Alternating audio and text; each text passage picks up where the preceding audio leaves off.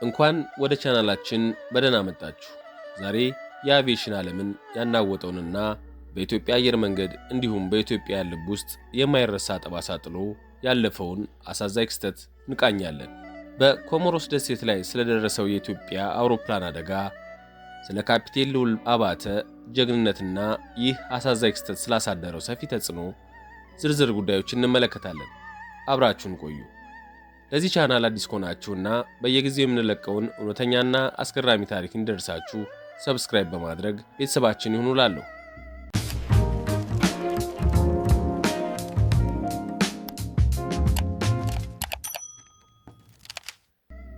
የኢትዮጵያ አየር መንገድ ዝናና ተመራጭነቱን በስራው የገነባ የአፍሪካ አየር መንገድ ነው። የኢትዮጵያን አዎንታዊ ገጽታ ለሌላ ሀገር በማሳየትም የሀገሪቱ አምባሳደር ነው።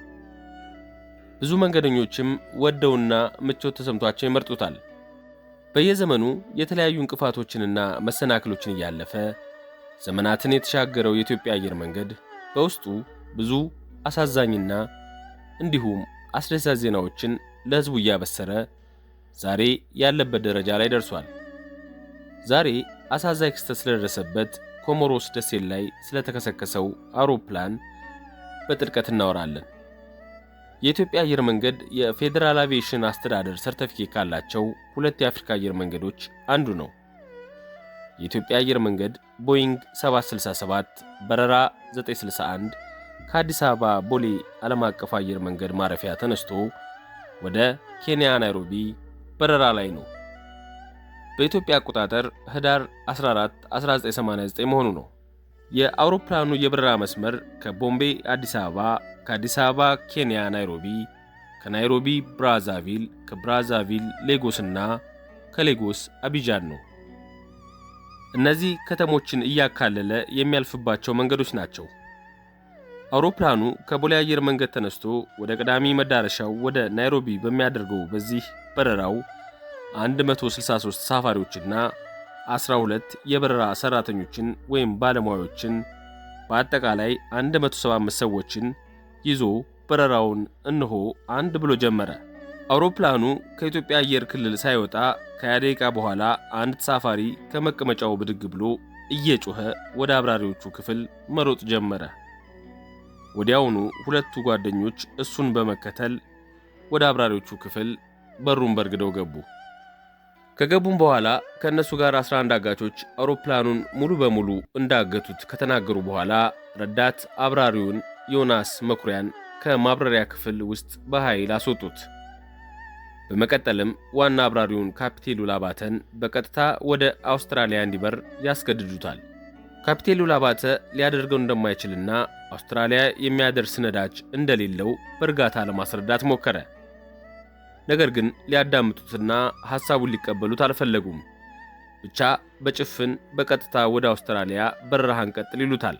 ተሳፋሪዎች ምን እየተካሄደ እንደሆነ ግራ በተጋቡበት ሁኔታ ላይ ጠላፊዎቹ አውሮፕላኑ መጠለፉንና ማንም ሰው አንዳች ነገር አደርጋለሁ ቢል አውሮፕላኑን በያዙት ቦምብ እንደሚያጋዩት በአማርኛ በፈረንሳይኛና በእንግሊዝኛ አስጠነቀቁ።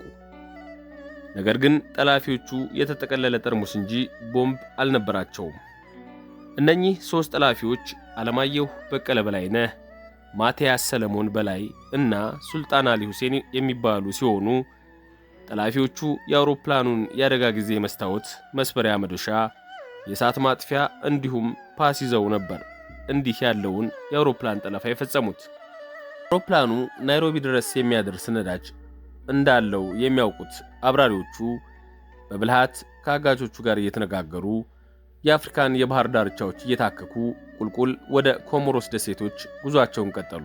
አጋቾቹ ለተወሰነ ጊዜም ቢሆን ወደ አውስትራሊያ እየሄዱ እንደሆነ ቢያምኑም ነገር ግን በመስኮት ሲመለከቱ አሁንም ደረቅ መሬት በማየታቸው እንደ ተታለሉ ስለገባቸው ማስፈራራታቸውንና ማዋከባቸውን በኃይለኛው ቀጠሉ። እነዚህ ጠላፊዎች ቀድመው ለዚህ ዓላማ ሲዘጋጁ ነበር። አየር መንገዱ በሚያሳትመው ሰላምታ መጽሔት ላይ ይህ አውሮፕላን ለ11 ሰዓታት ያለማቋረጥ መብረር እንደሚችል ስለተመለከቱ ነበር ካፒቴኑን በግድ እያስጨነቁት የነበረው። ካፒቴን ልዑል አባተ አውሮፕላኑን በኮሞሮስ ደሴቶች ላይ ለማሳረፍ ሳሉ ነበር የአውሮፕላኑ የግራ ሞተር የጠፋው። ከጥቂት ደቂቃዎች በኋላም ሁለተኛው ሞተር እንደሚጠፋ ስላወቁ ለመንገደኞቹ ነዳጅ እንደጨረሱ አንዱ ሞተር እንደጠፋና የቀረውን ብዙም እንደማይቆይ ለሚፈጠረው ነገር ራሳቸውን እንዲያዘጋጁ ተናገሩ። እንደተናገሩት ከደቂቃዎች በኋላ ሁለተኛው ሞተር ጠፋ። ካፒቴን ልዑል ያላቸው ዕድል በቀስታ አውሮፕላኑን በደረቱ ማሳረፍ ነበር። ነገር ግን የግራው ሞተር ጠፍቶ ስለነበር የአውሮፕላኑ የግራ ክፍል ቀድሞ የውሃውን ክፍል በመንካቱ ምክንያት የአውሮፕላኑን አቅጣጫ በማሳት 3 ቦታ ተሰባብሮ እንዲወድቅ ምክንያት ሆነ።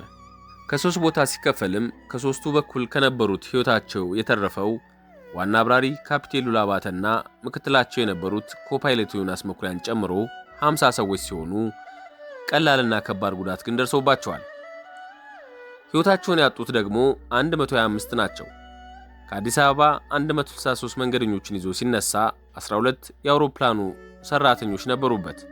እነሱም ካፒቴን ልዑል አባተ፣ ኮፓይለት ዮናስ መኩሪያ፣ የሆስተሶች መሪ ፀሐይ ዘውዴና ሆስተሶቹ ሕይወት ታደሰ፣ የሽመቤት ገብረ መስቀል፣ ጽጌረዳ እስጢፋኖስ፣ ናዝራዊ አማኑኤል፣ የወዲት ሰብስቤና ትውርት ዘመድ አገኘው ናቸው። መካኒክ ሽበሽ ፈለቀ፣ የፍተሻ ጸጥታ ሰራተኞች ስሜና ግርማይም ነበሩ። ከነዚህም መካከል ልዑል፣ ዮናስ፣ ሕይወት፣ የሽመቤት፣ ሽበሽና ግርማይ ሲድኑ የተቀረሩት ተግባራቸውን በማከናወን ላይ እንዳሉ በደረሰው አደጋ ሕይወታቸው አልፏል። በህንድ ውቅያኖስ ዳርቻ ሲዝናኑ የነበሩ ጎብኚዎች ይህንን አሳዛኝ አጋጣሚም በካሜራዎች ቀርጸው ማቆየት ይቻሉም ነበሩ። ከነዚህም አንዷ ማሪንዳ ነበረች። የጫጉላ ዓለሟን የምትቀጨው ማሪንዳ ገውስ የቪዲዮ ካሜራውን ከባህሩ ዳርቻ ላይ እንደተከለች ጮኸች። ሙሽራዋ ባሏን ዶልፍ ገውስን እየቀረጸች ባለችበት ወቅት የኢትዮጵያ ባንዲራ አርማው ያደረገው ቦይንግ 767 አውሮፕላን በካሜራዋ ገባ። ተከተለችው። ግራ ክንፉ ውሃውን እየታከከ በረረ። አሁንም በካሜራዋ ይዘዋለች። ከውሃ ተላተመ። ውሃው አውሎ ነፋስ እንደበረበረው አቧራ ሲደበላለቅ አውሮፕላኑም እየተገነጣጠለ ሲወድቅ ሁሉ ትቀርጻለች። ይሁንና በካሜራዋ መስታወት ያየችውን ስላላመነች ምንድነው እያለች ጮኸች። በመጨረሻም ቀርጬዋለሁ ብላ ፈዛ ቀረች። አውሮፕላኑ በህንድ ውቅያኖስ ዳርቻ ላይ ከኮሞሮኒ 40 ኪሎ ሜትር ሰሜን ከኤርፖርት 25 ኪሎ ሜትር ርቀት ላይ ከውሃው ላይ ተላትሞ ሲከሰከስ በካሜራዋ ቀርጻ ያስቀመጠችው ማሪያ አደጋ መሆኑን አላመነችም ነበር። ከአደጋው በኋላ የነበረው ሁኔታ እጅግ ልብ ሰባሪ ነበር። ቤተሰቦች የሚወዷቸውን ሰዎች በማጣታቸው አዘኑ። የአቪዬሽን ኢንዱስትሪውም በአውሮፕላን ጠለፋና በደህንነት ደንቦች ላይ ትልቅ ትምህርት ወሰደ። የሀገር ኩራት የሆነው የኢትዮጵያ አየር መንገድ ስሙን መልሶ ለመገንባትና ደህንነቱን ለማጠናከር ከፍተኛ ጥረት ማድረግ ነበረበት።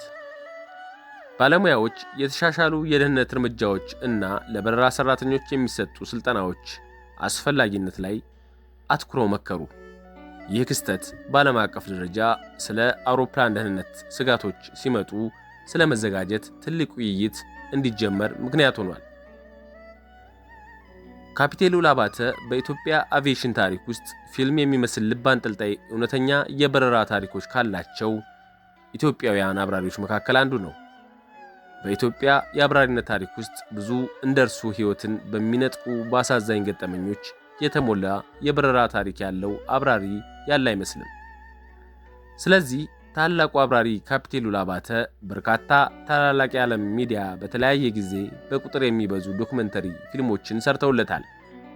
በእኛም ሀገር ኮሞሮስ የሚል ፊውቸር ፊልም ተሰርቶለታል። ይህ ካፒቴን ለአየር መንገዱና ለኢትዮጵያውያን ሁሉ ከፍተኛ ኩራት ነው።